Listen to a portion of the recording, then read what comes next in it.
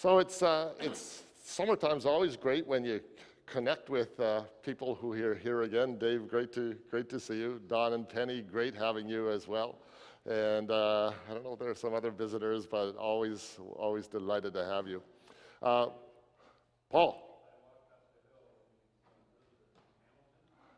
Awesome.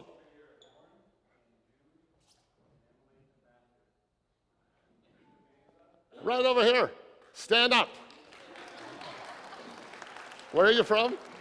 Hamilton. Great having you with us. Yeah, welcome. Absolutely. Great to have you. And what brings you to this part of the world? My mom. She lives in Dartmouth. Absolutely. So wonderful having you folks. Yeah. Take care. Please be seated. Give them a big hand.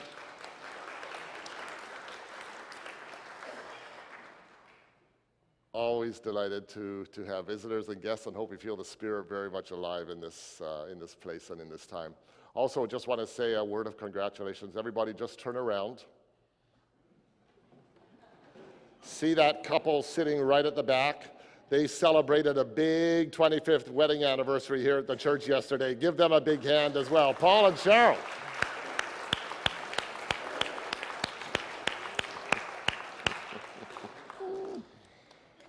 Always wonderful things going on in all our lives. We come together as community to acknowledge difficult times in our lives and to be there for one another in difficult times, but it's also wonderful to acknowledge happy moments in our lives as well.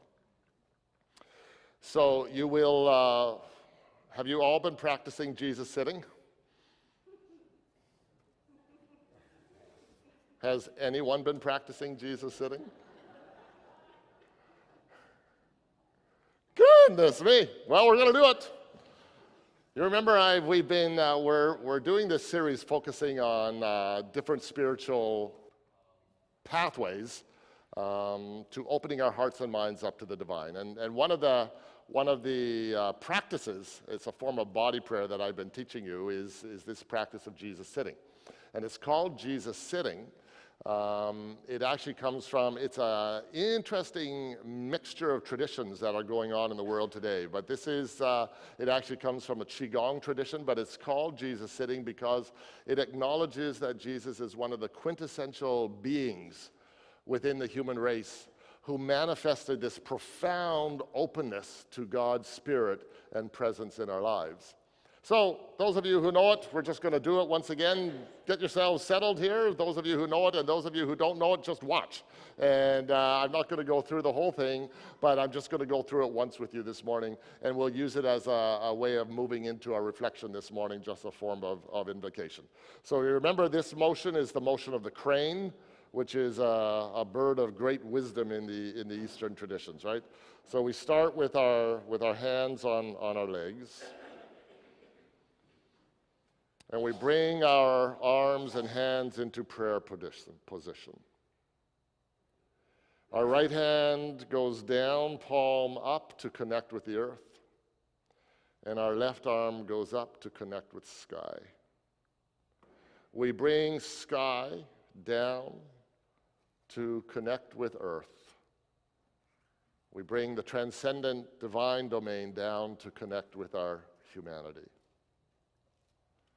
We release that.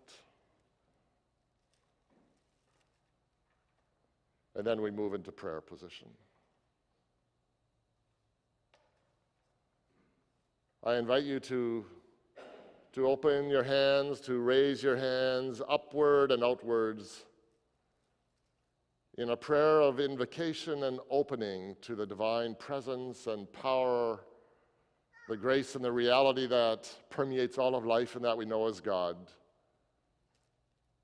And we invite the presence of the divine, we invite the presence of Spirit into our hearts,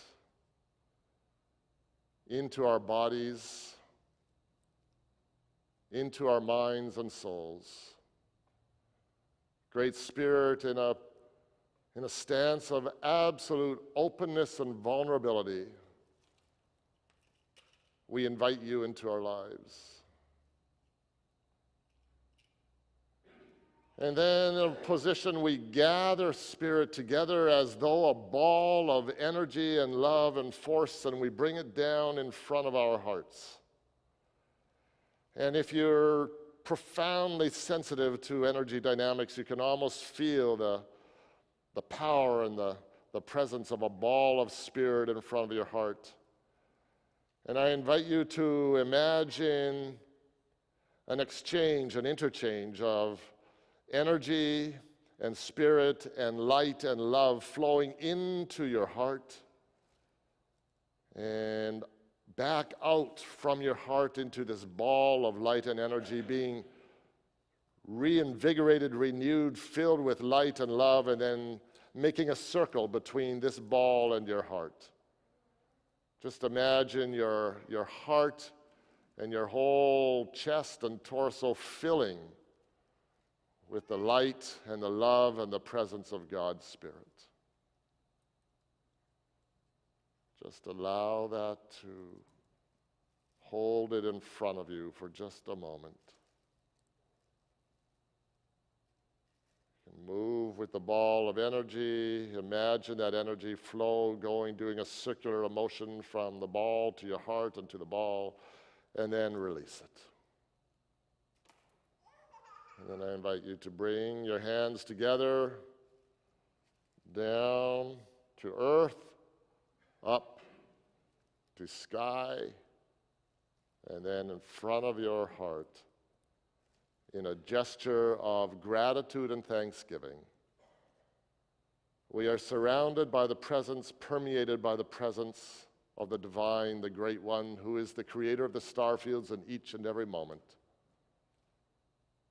We love you, O God.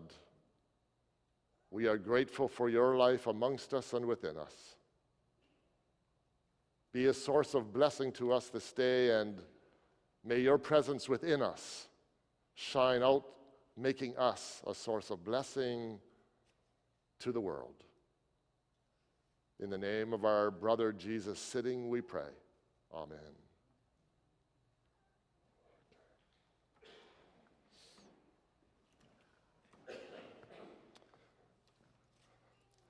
So I'm doing this series of talks over the summer, focusing on different spiritual paths to God, to different ways in which people become more sensitized to, more open to the presence of the Great One, the presence of what the Old Testament prophets knew as Yahweh, Jehovah, the great divine spirit all around us and in our midst.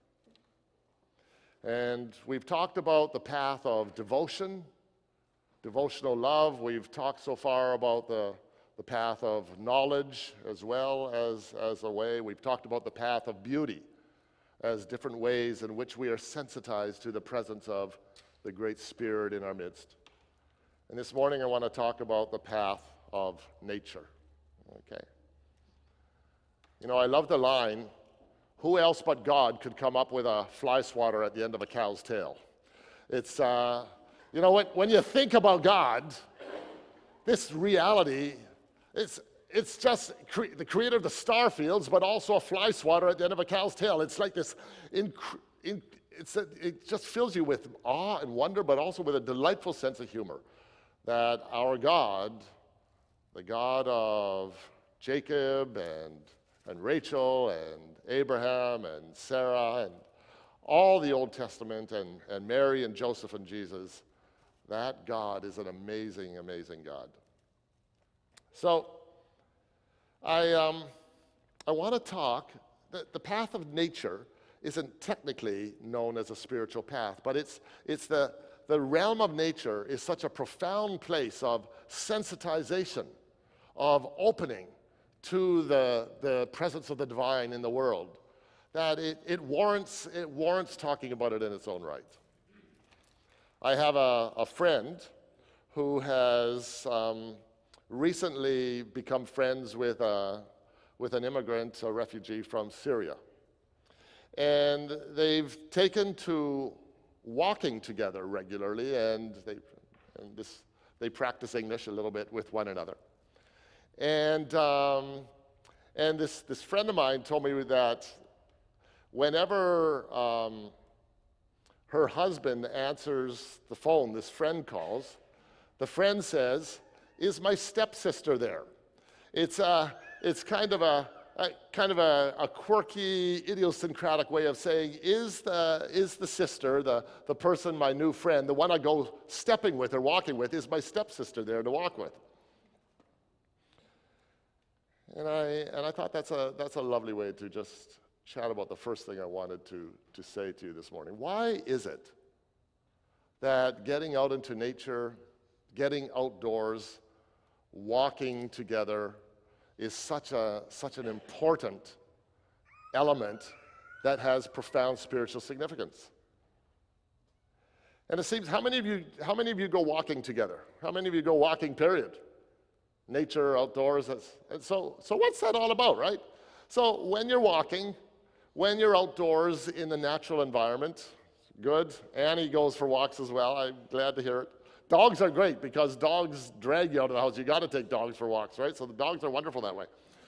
So one of the things that happens when you're outdoors and you're walking, particularly Danielle and I go for a walk every sort of most days after work, is that physically you start to release tension, right?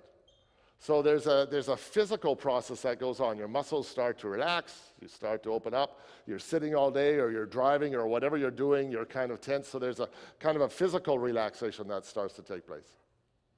There's also an emotional kind of release, because as you're working or you're doing whatever you're doing in your day, when you're outdoors, you start to just, and even if you're talking with one another, right, you debrief all that emotional stuff and some of that starts to go as well.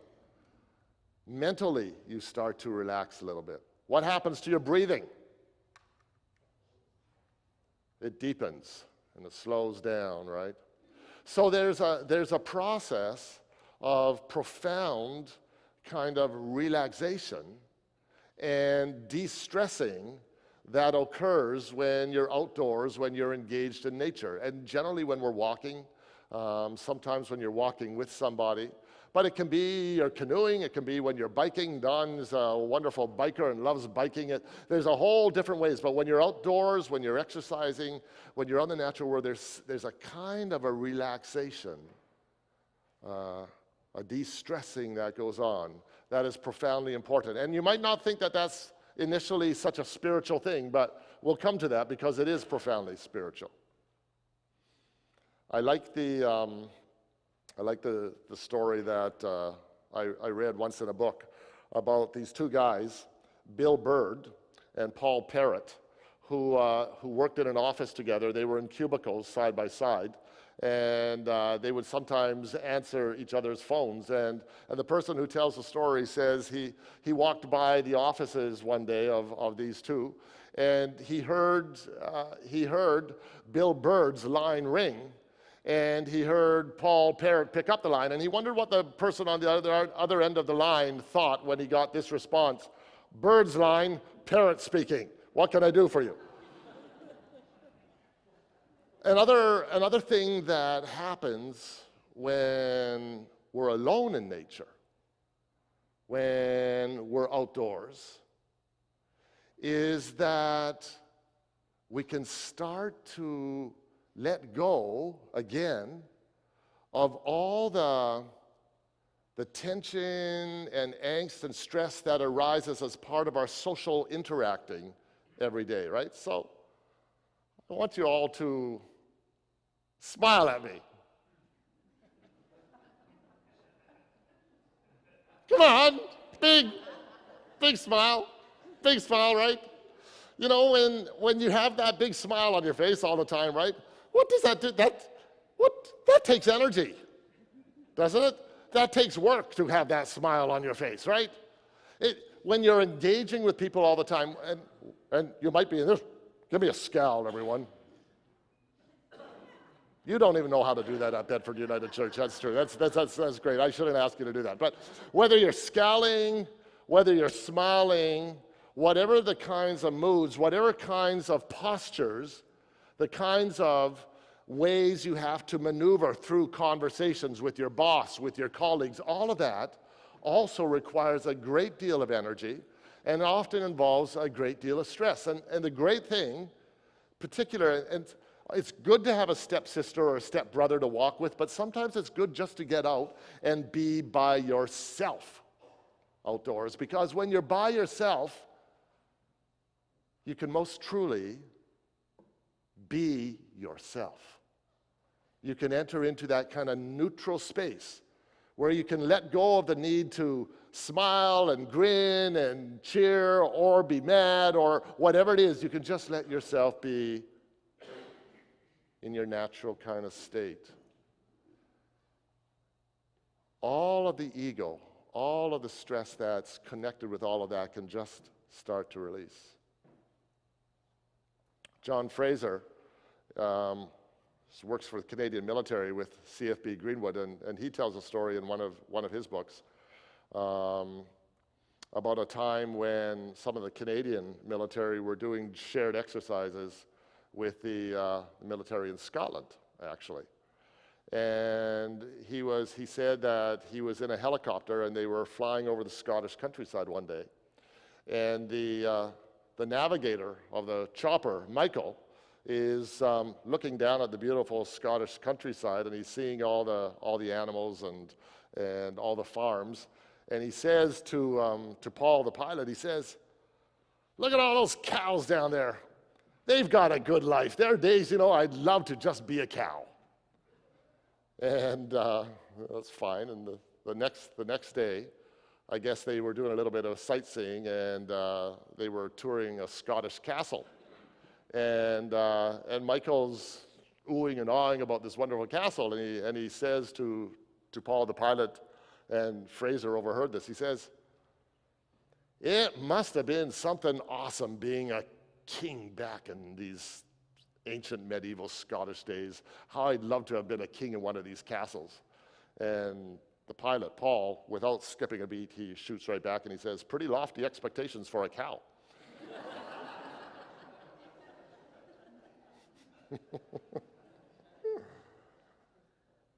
The other thing that happens when you're out in the natural environment, the seasons are constantly turning and changing and shifting. When Danielle and I were at Keji earlier this year, we were walking through the hemlock forest, which some of you know, and some of those trees have been there for 400 years. And down in the redwoods in California, the trees have been there for 1,000 years, right? And it's what this lady here said earlier about your sense of being small. All our ambitions, all our ego-driven goals in our lives are placed in perspective when we find ourselves in the natural setting, don't they? We recognize that our lives are in some ways very small, very short compared to that wider, that ongoing cycle of nature that just goes on and on and on. And it gives us perspective and enables us to relax and to release a little bit of our own sense of importance, self-importance, our own sense of ambition and ego and drive. And it gives us a wider perspective on life.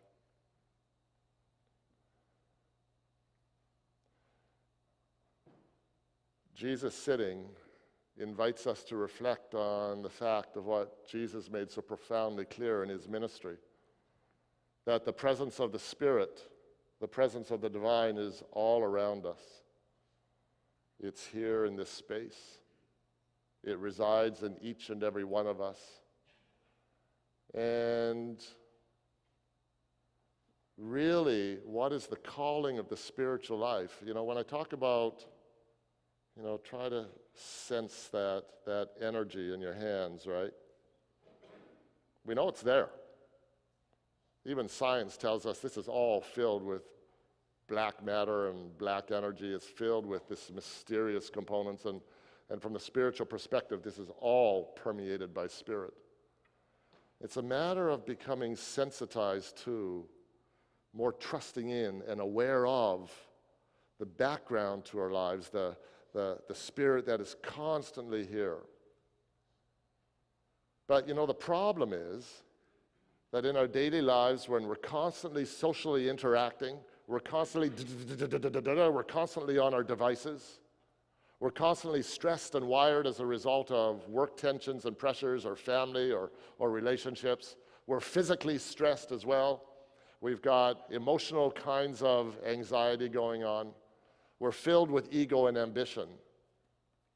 In that kind of mental space and place, to become sensitive to the subtle, to develop a faith and an intuitive sense of the subtle domain, the presence of spirit that surrounds us and permeates us in each and every moment. It's very difficult. So the spiritual path is about learning to become still and peaceful and serene within ourselves, a quieter state of being, where we can also start to become more sensitized to, intuitively aware of the fact that we are always connected. We are always immersed in. We are always part of this profound reality that gives rise to the cosmos, and that is here all the time. We believe Jesus went out into the wilderness constantly, as I said to the children, to pray. That's where he went to center, to ground himself.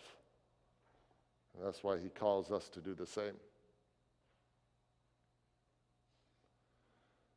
The Persian poet Rumi, who I love reading his stuff,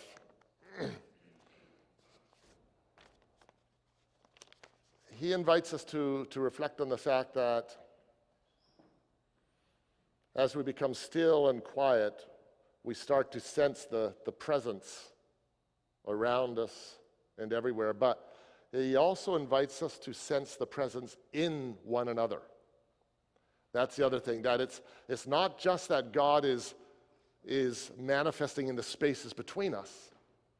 The divine is actually manifesting as us. The divine is manifesting as all of this. And when you enter into a profound inner kind of stillness, you start to see that creation itself is permeated by spirit. That creation is the embodiment of God. Creation is the body of God. Jesus was God incarnate, but all of creation is also God incarnate. And so all of creation, when we learn to see it through that perspective, is a blessing. And this is Rumi's poem called What a Blessing. Saying to God, Rumi says, don't hide. The sight of your face is a blessing. However, wherever we place our foot, there rests a blessing. Even your shadow passing over me like a swift bird is a blessing. The great spring has come. Your sweet air blowing through the city, the country, the gardens, and the desert is a blessing. You have come with love to our door. Your knock is a blessing. We go from house to house asking of him. Any answer is a blessing. Caught in this body, we look for a sight of the soul. We remember what the prophet said, one sight is a blessing. The leaf of every tree brings a message from the unseen world. Look, every falling leaf is a blessing. All of nature swings in unison, singing without tongues, listening without ears. Nature is a blessing. O soul, the four elements are your face. Water, wind, fire, and earth, each one is a blessing. Once the seed of faith takes root, it cannot be blown away, even by the strongest wind. Now that's a blessing. I bow to you, for the dust of your feet is the crown on my head. As I walk toward you, every step I take is a blessing. His form appeared before me just now as I was singing this poem. I swear it's true. What a blessing, what a blessing. Every vision born of earth is fleeting. Every vision of heaven is a blessing.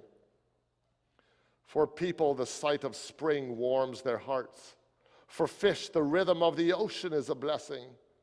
The brilliant sun that shines in every heart. For the heavens, the earth, and all creatures, what a blessing. The heart can't wait to speak this ecstasy. The soul is kissing the earth, saying, "Oh God, what a blessing." Fill me with the wine of your silence. Let it soak my every pore. For the inner and outer splendor it reveals is a blessing. What a blessing. Namaste. Amen. My friends are going to help me through this song. The words start with, within nature, in a quiet place, in the stillness, you are there. In the secret, in the quiet hour, I wait only for you, because we want to know you more.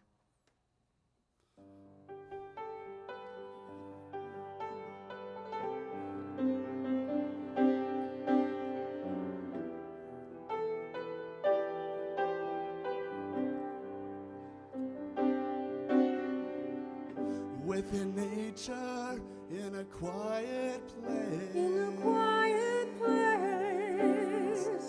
In the stillness, you are there. You are there.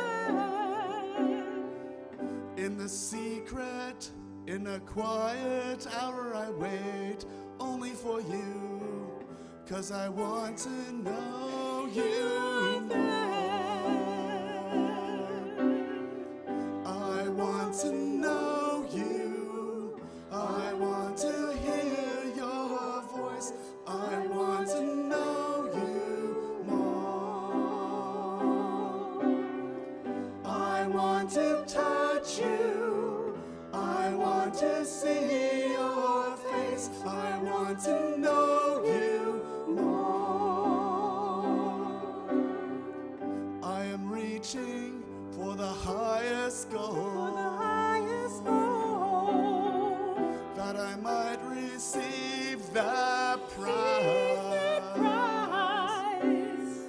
Pressing onward, pushing every hindrance aside, out of my way, 'cause I want to know you more. I want to know you. I want to hear your voice. I want to know you more. I want to touch you. I want to see your face. I want to know you more. Within nature, in a quiet place. In the stillness, you are there. In the secret, in the quiet hour, I wait only for you, 'cause I want to know you more. I want to know you. I want to hear your voice. I want to know you more. I want to touch you. I want to see your face. I want to know you more. I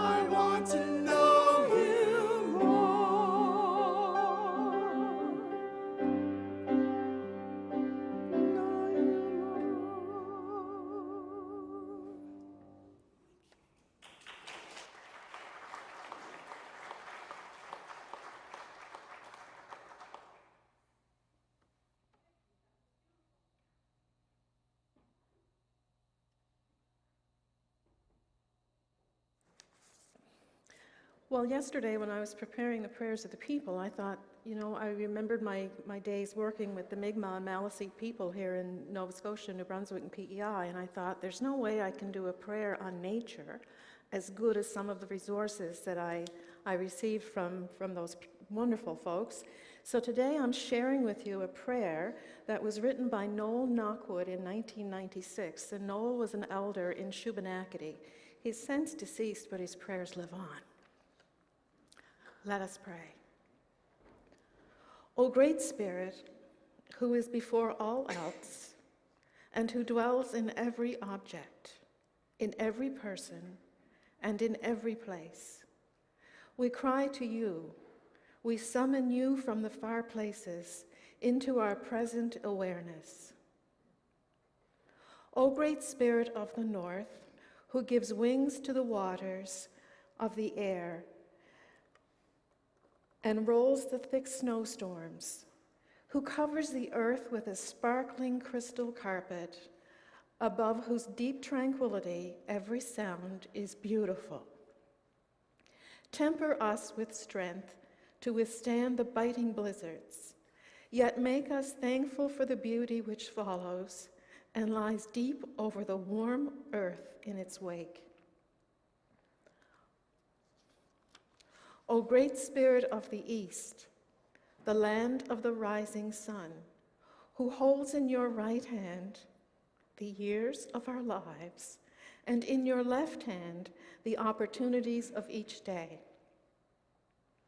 Brace us that we may not neglect our gifts, nor lose in laziness the hope of each day and the hopes of each year.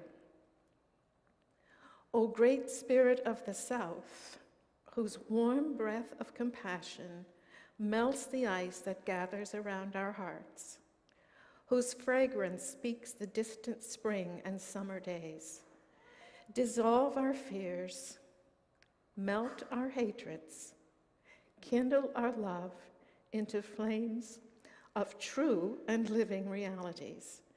Teach us that he who is really strong is also kind. He who is wise tempers justice with mercy, and he who is truly brave matches courage with compassion.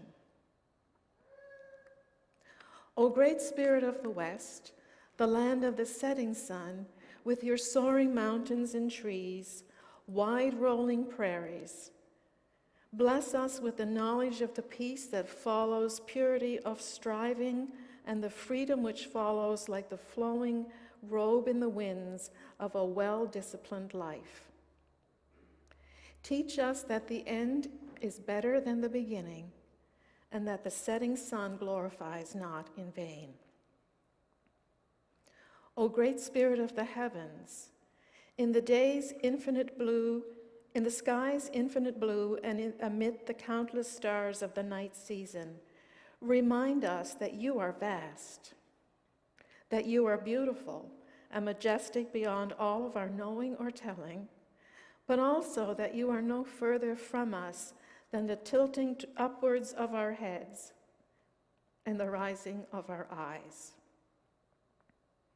O great Spirit of Mother Earth, beneath our feet, Master of metals, germinator of seeds, and the store of earth's unreckoned resources, help us to give thanks unceasingly for your present bounty.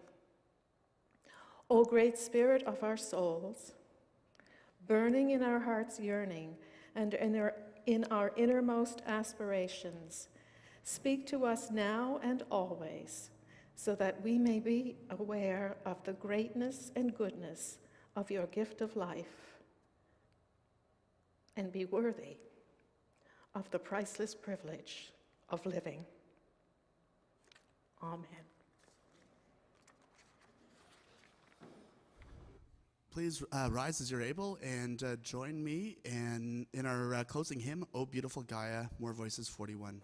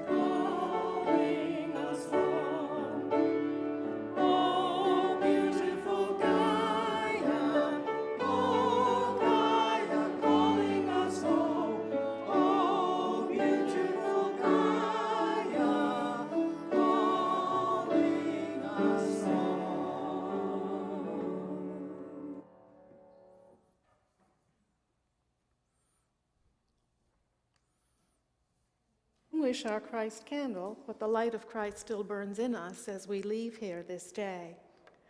God of goodness and beauty, you made this beautiful world, filled it with life, and you leave us to care for it. Help us to work with you to rebuild what has been destroyed, to protect what is in danger, and to preserve what is good, so that your will be done and our world will be a beautiful place for all who call it home. Amen. We're going to sing Go Now in Peace twice through, probably not in a round. Let's just sing it twice through a cappella. Go now in peace, go now